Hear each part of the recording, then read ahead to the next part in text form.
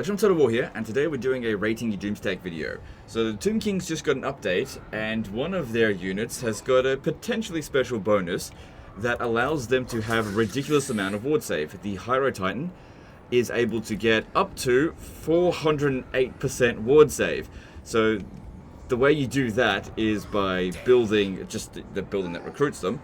And the more of them you build, the more ward save you get. And so if you build them in every single province, you will be able to get a hell of a lot of ward save. Now that being said, ward save caps at 90%. And so let's just take into consideration that they might be able to reduce your ward save by 20% with like the other Trickster Shard. So let's just say 110% ward save is really all you need. But this guy's gone and conquered the entire world and buffed this up. This went like 526 turns into it. So this is overkill with this, but let's see how it actually performs. Because the thing is with Hyro Titans is that even if you've got ridiculous amounts of ward save, they are very slow and also very big. And dwarves have a lot of anti-large missile attack. And they could potentially dish out a lot of damage even if it's only 10%. So let's see how well it actually performs. So let's just chuck in battle over here. So it's still considered a decisive defeat and auto-resolve. You can see here, everything's on max battle difficulty. We've got some banners. I won't bother using them. Actually, no, I'll put Stalk on Cetra. We'll be able to heal them using Cetra's, where is it? This one here, Reanimate Upgraded. But it just depends on how much damage we're going to be taking and how quickly. Because, yeah, these units here, they're typically best used against non-missile unit factions. So, look at this. Auto-resolve here actually says we'll take low casualties despite a decisive defeat. So that's interesting. I wonder why that is. Anyway, let's jump in and see what we can do. Well, I guess see what this one can do, this army. So it's also got some spells that we could use, but you know, against the dwarves I wouldn't really worry too much about it. Because yeah, prior to patch 6.3, yeah, that extra ward save definitely was not there for the Tomb Kings. Okay. So, we're not going to wait around for their reinforcements, because, you know, even with, 408% ward save, 90%, I'm still a little bit concerned that we can't just shrug off all damage like it's nothing. Because the thing is with other types of units that might have ridiculous amounts of ward save, they might have better animations that allow them to mitigate the amount of missile damage they take, or they might be smaller. So let's see. It got hit and it didn't do much damage, so that's good.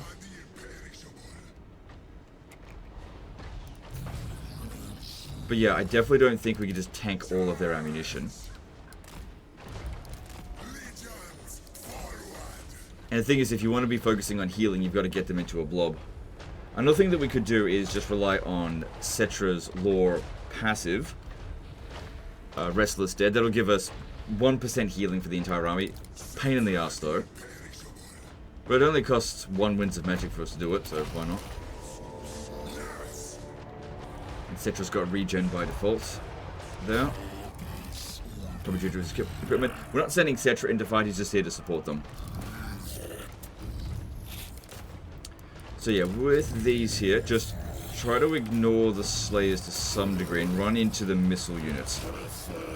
We don't want to be getting bogged down with their melee troops while their missile units shoot us. Don't mind fighting their melee units, just I don't want the missile units shooting us constantly. Like I said, we're going to try to get them to blob up. The best thing for us to have done in this battle would have been to camp at their reinforcement zone, but I don't want it to be too easy. Got army abilities, which I don't intend to use either. So far, we are not taking much damage, so that's a good sign. And because these have really high hit points, the 1% replenishment heals, what's that? 120 health each. Not too bad.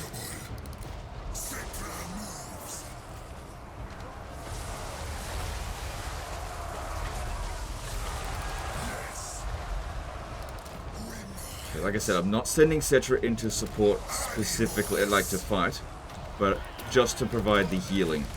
These ones over here maybe take a bit of damage, although they're focusing on Cetra.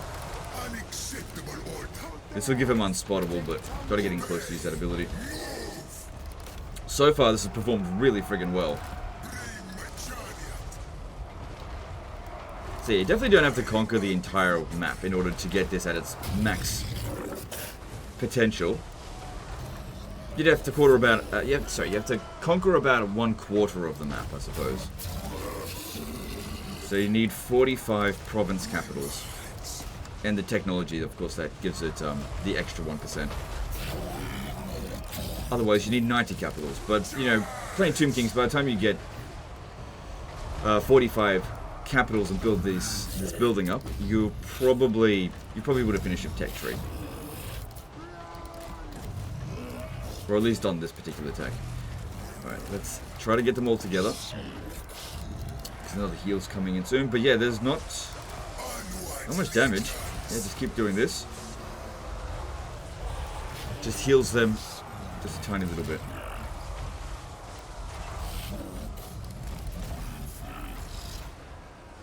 So there are other combat stats. 90 melee defense. So the base value is 45, so it's doubled because of unyielding because it's close to Cetra. Then you've got unit rank 11, and then some other factors are causing 29 extra melee defense. Which I'm not entirely sure what those other factors are. They also appear to have... No, they don't have perfect vigor, but they're not getting tired very quickly. Now, the reason why I was looking at the melee defense as being important as opposed to melee attack, because usually with Doom stacks like this, single entities, melee defense is kind of more important than melee attack, because you want it to be super durable. With 90 melee defense, most of the dwarf units, even the slayers, will have a pretty low chance of actually hitting. But yeah, they're really trying to get in there and attack Cetra. No, get it back over here.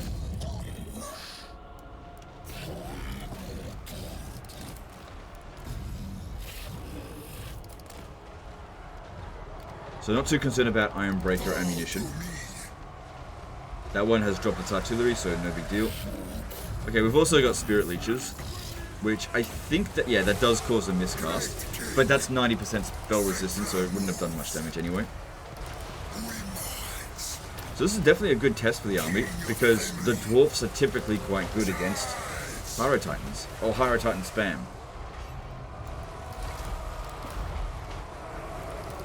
Just gonna get Cetra out of there until that replenishes. You don't even need to cast this on another unit, you can cast it on yourself.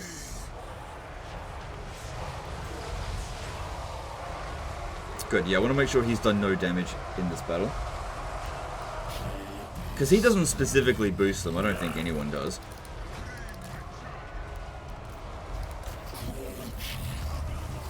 So you could do this with any lord. In fact, you could do this with multiple lords if you have enough unit capacity for them. Again, we've got these army abilities here. We're here to test the army, not the army abilities. We know that these can do a lot of damage. Okay, big old blob there. Which will make it easier for their missile units to attack us. But we're just not really suffering any damage. Way less than what I thought it would be.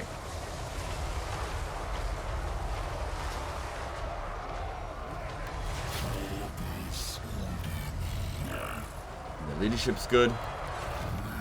So I don't have to worry about them crumbling. Adding a Necrotech to the army could also boost them. But I don't think we really need to boost them any further. Like, they're just not really doing any significant damage. I'm not even trying that hard to heal either.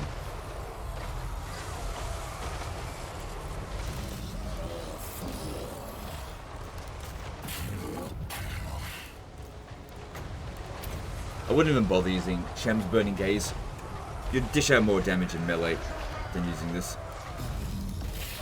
Plus it can be quite janky, like, sometimes it takes ages for the spell to cast. Let's see. See, it's already taking too long. They gotta stop, they gotta turn around a little bit, and then while that's going on, you're just getting shot. And then it ends up not even doing that much damage. You're just way better off going into melee rather than casting these spells. Now, if the enemy was actually vulnerable to fire and magic, and wasn't firing at us, then yeah, definitely use it. But against the dwarfs, nah, don't bother. Alright, more missile units over here, so let's focus on them. But yeah, this has so far actually exceeded my expectations. Because I was expecting, just due to their size, that they would still suffer a lot of damage, but they're not.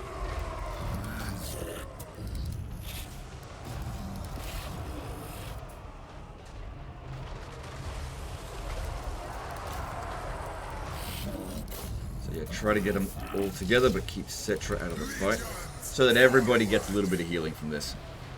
Because one of these should restore them all back to full strength. Because we're just not taking much damage at all.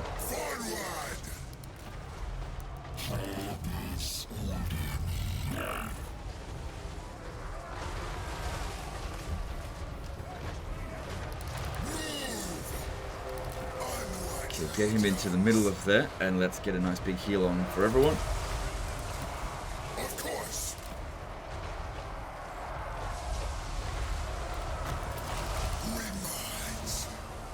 Cool, everyone's healed.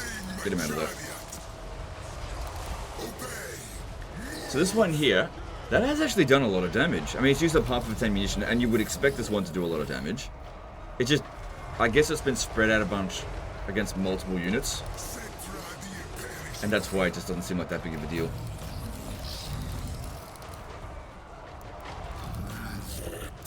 Still, I think we should be focusing on the Iron Drakes a little bit more. Don't worry about their melee infantry so much. The cannons and organ guns over here, they're not doing very much damage because they got them doubled up on each other. They're probably not firing properly. Because yeah, they should be firing, but it says they're going to. I guess we'll see. Alright, well, we have killed off 2,500 of them. There's still about a full stack left to come in, so just try to gauge how much longer this battle probably has to go. Probably about halfway, I think, until we inflict the army losses. And then, of course, there's the unbreakable ones to deal with, but I don't think that's a big deal. Did we... Yeah, we've killed one of their lords. So we're killing this one here. That'll just refresh the leadership penalty. Should. Yeah, there we go. Did. Not that it really matters for endgame crisis dwarfs on the highest battle difficulty. It's just not going to matter. Okay, let's stop this one over here. Yeah, we just not take damage. They don't have passive regen. We do have a lot of spell intensity as well, thanks to this ability. So putting a spellcaster with this army, really good. So yeah, we get loads of power recharge. Oh, it's not represented here. Ah, right. I see. You've actually got to be within range of it in order to be affected by it. Right.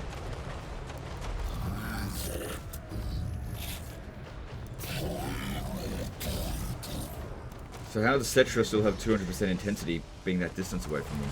I don't know. Maybe there's other things that's giving him spell intensity. I'm not sure. Try to keep them together. Stragglers getting away. Hang on. Oh god. Get him back over here.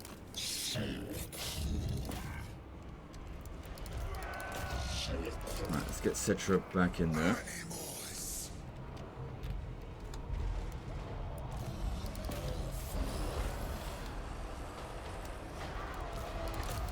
And no, don't attack anything, Cetra.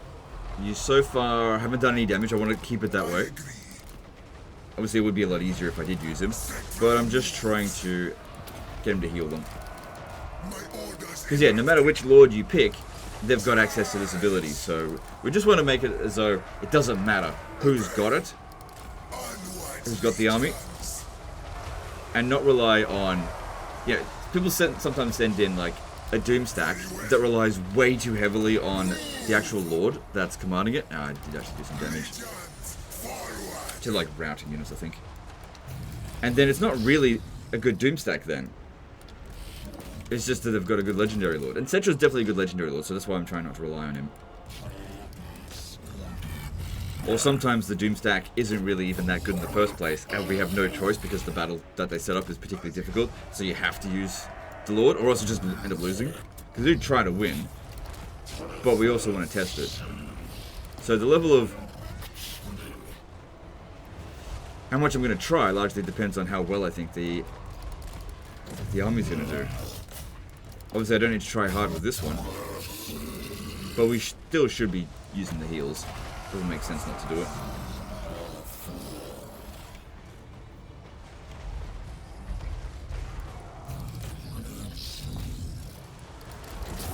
Yeah, definitely try to get rid of these Iron Drakes. Controlling the torpedo ones. Okay, since they can't properly attack the gyrocopters, makes sense to spellcast on them. You can't cast this all at once on them. It'll only apply one Spirit Leech at a time. You can also use Shem's Burning Gaze, but let's just see how that goes, actually. Some of them will shoot, some of them won't.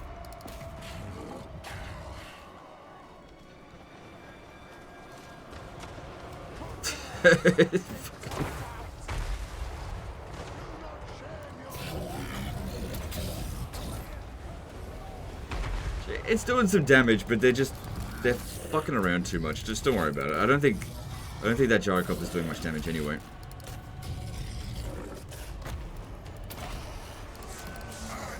Oops. Well, they came to attack him. I didn't mean to do that.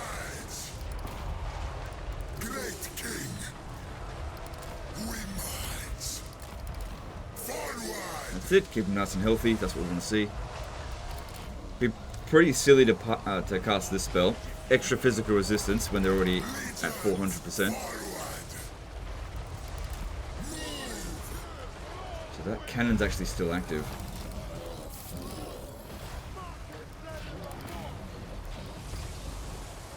Actually, Shem's Burning Gaze is pretty good against artillery pieces.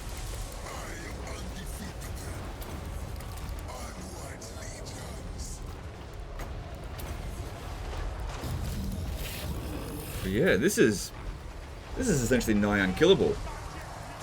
Because I can't really think of a more dangerous enemy to go up against. Like in terms of just raw missile damage against large troops, Iron Drake Trollhammer torpedoes are pretty much the best that you can go up against.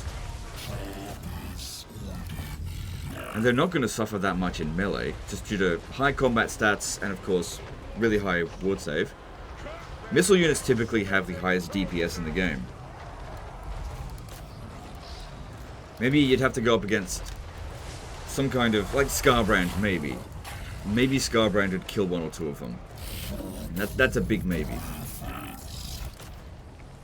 Because, like, he'd still only be doing 10% damage, but he'd potentially hitting for, 1,000. If he had 1,000 weapon strength, they still only do like 100 damage a hit.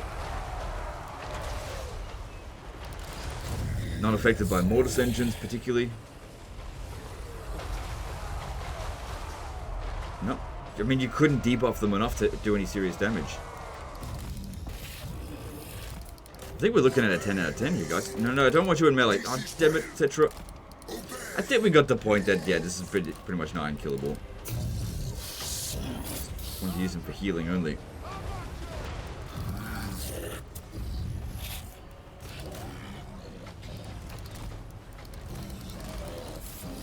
So, who's gonna bet that in 6.3.1 this ability gets nerfed? Or this ability to do this, I guess. Okay, there's the army losses. Yeah, once I took out another 2,500, roughly, that's when they fled. But yeah, look at, I wasn't even doing a particularly good job of keeping them healthy, and they've maintained full health, all of them, against 4 full stacks of endgame Crisis Dwarfs. So all of their technology has been completed, and they've got stat boosts on top of that as well. I mean, it's not really good to look at for that. And yeah, they barely did any damage whatsoever. And of course, it has absolutely 0 upkeep, 0 recruitment costs, but in order to do this, you have to be fairly late in the campaign. The thing is, though, you'll start to see the full, like most of the effects of this when you get to around 20 provinces. So it'll just keep getting better from that point. Because it's not like 10% ward save is something to scoff at, so that would be 5 provinces. So it looks like 1,000 Canopic Jars is the most you can get from any given battle. Interesting though, the previous cap on the amount of canonic jars you could get was 10,000, and that limited how many.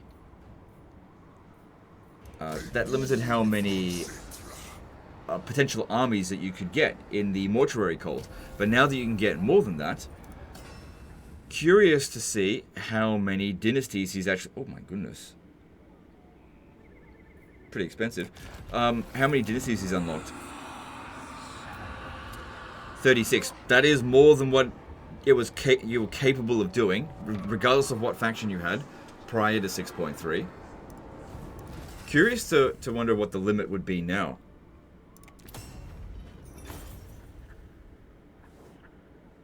So yeah, just not enough canonic jars. Oh, it is actually 36. It didn't increase the capacity at all. Interesting.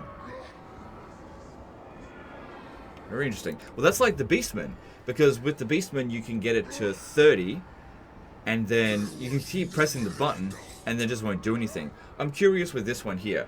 Did he get it to 30, and then increase the cap after doing that? Through other means? Because I think that might work. So, like, for example, there's like a Book of Nagash. Let me just see which one it is. Which Book of Nagash is it that increases your army capacity? Hang on, I probably looked over it. Yeah, there it is, yeah. So, if you get to 30 and then get this Book of Nagash, that might get you to 31. But if you, let's just say you're at 29 army capacity and then you grab this and it got you to 30 and then you hit increase army capacity, then you don't increase army capacity. I think that's how it's worked, but I'm just taking a guess based on an extremely late game campaign after we did this and it didn't actually increase the army cap at all. But I do believe prior to 6.3, the max cap that you could get was somewhere along the lines of maybe 23 to 24, maybe 25 army capacity. So with this patch, it definitely has increased the max capacity. A bit disappointing to see that they allow for this to be increased without it doing anything here. But maybe this campaign's bugged, or maybe the next one will increase it just due to other factors. I mean, whenever they do any sort of faction update, usually the late game will have some degree of bugs, so I don't think it's that big of a deal anyway. But still, this one here, making the Hyrule Titans that ridiculously strong, that's a pretty big win for the Tomb Kings, at least in the late stage of the campaign. Thing is, most people have been sending in the disaster campaigns on like turn 10 going up against Scarbrand. This isn't going to help you at that point. Too early in the campaign for that. Anyway, guys, that's the end of this one. I reckon this is a 10 out of 10 straight all around. I mean, it's super easy to use, doesn't cost anything. It's just that it's very late game, that's all. And it's basically nigh unkillable. I can't think of a single army that you can go up against that this isn't going to be able to absolutely destroy and maybe have only minor damage. So yeah, it's super bloody strong. Anyway, that's the end of this one. Appreciate you guys. Thanks for sending this one in. I appreciate the amount of effort that he went to. Conquered the entire friggin' map. It's totally overkill to get to 400, but anyway, I do really appreciate that. And yeah, we'll see you next time. Later, guys.